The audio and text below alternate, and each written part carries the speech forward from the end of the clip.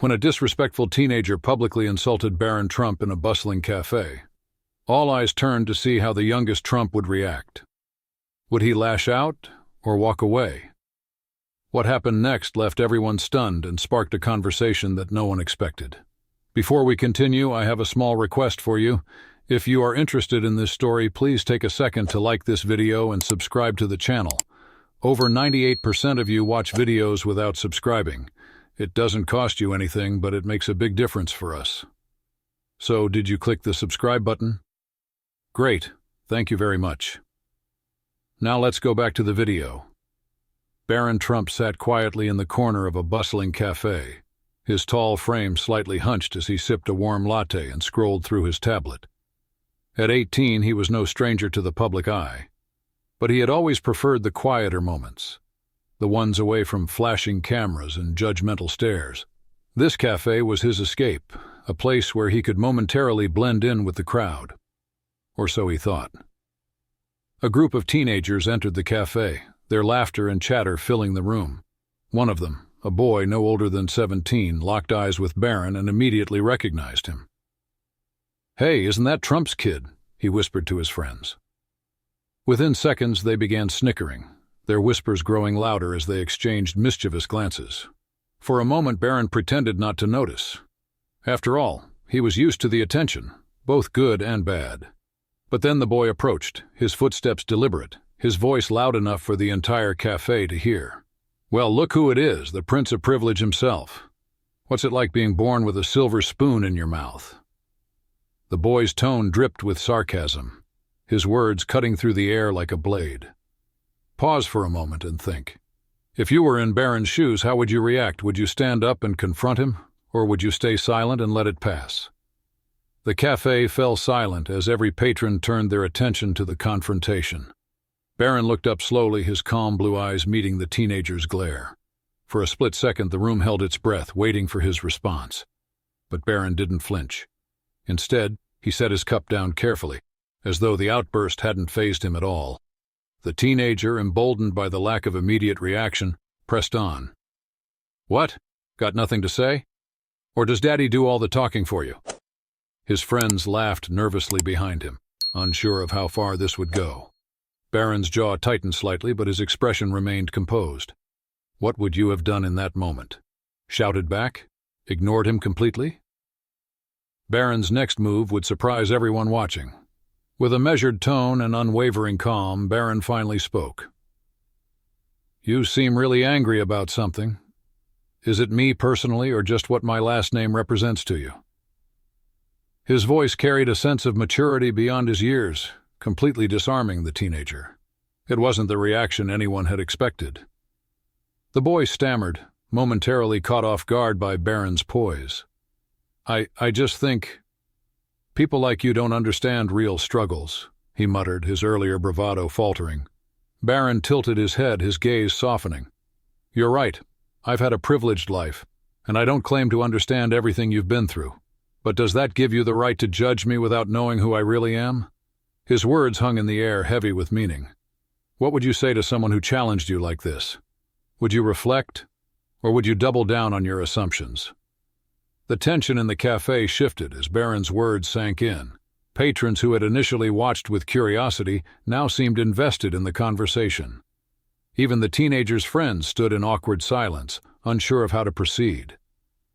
Barron leaned back in his chair, his calm demeanor unshaken.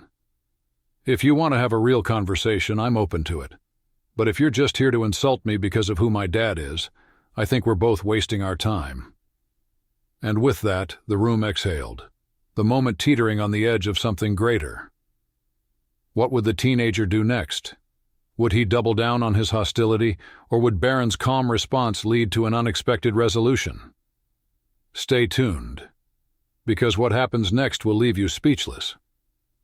The cafe remained silent, the weight of Barron's calm and thoughtful response lingering in the air. The teenager who had confronted him, now visibly uncomfortable, shuffled his feet, glancing back at his friends for support. Their earlier smirks had faded, replaced by expressions of unease and regret. For the first time, the boy hesitated, as though questioning whether he had made the right decision by approaching Barron in the first place.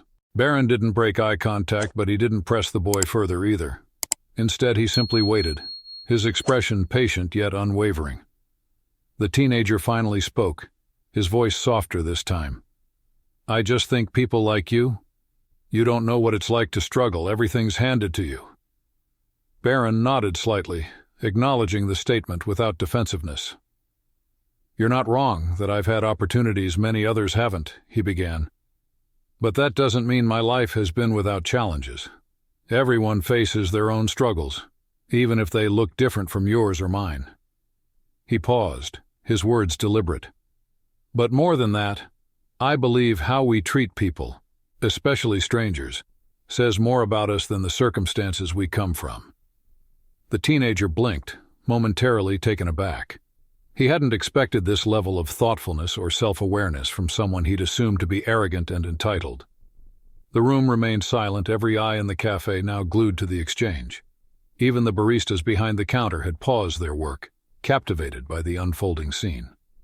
Barron continued, his tone warm but firm.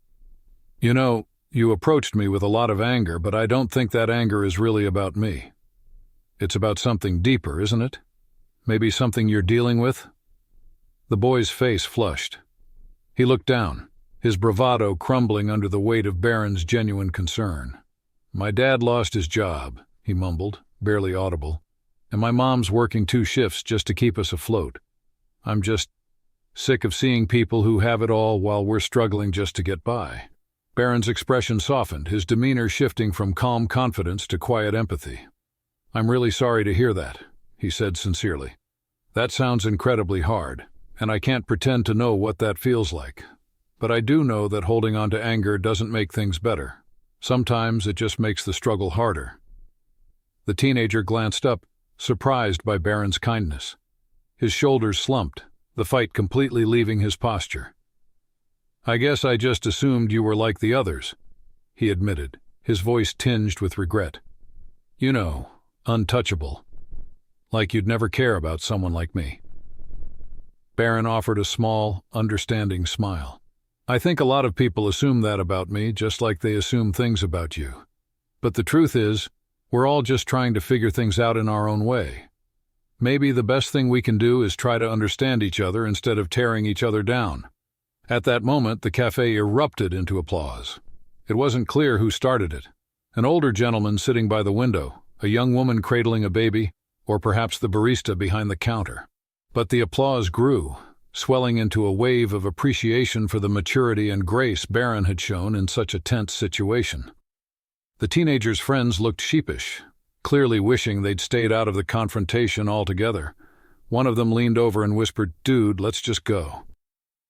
But the boy hesitated, glancing at Barron one last time. "I'm sorry," he said, his voice steady this time. "For real." Barron nodded, a hint of a smile playing on his lips. Apology accepted. As the group left the café, the atmosphere shifted once more, now filled with an undeniable sense of hope. Patrons who had watched the exchange began murmuring to one another, marveling at how the situation had unfolded.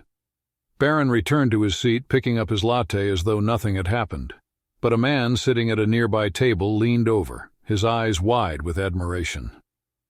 "Young man," he said, his voice filled with respect, "you just gave us all a lesson in grace and dignity." Barron smiled politely. "Thank you, sir," he replied. "I just think the world could use a little more kindness." As he left the café, heads turned to watch him go, a quiet admiration in their expressions. The teenager's actions had drawn attention, but it was Barron's composed and thoughtful response that everyone would remember. Little did he know, the exchange had been captured on someone's phone and was already making its way online. By the end of the day, the video would go viral, sparking a global conversation about humility, forgiveness, and the power of meeting anger with understanding. And for Barron, it was just another day of staying true to who he was, regardless of the noise around him. His ability to rise above the negativity would not only inspire those in the café, but also countless others who watched the story unfold. Thank you for watching till the end video. I hope you enjoyed the story. If you did, don't hesitate to like the video and share it with your friends too. Subscribe to our channel and turn on the notification bell for more fascinating stories.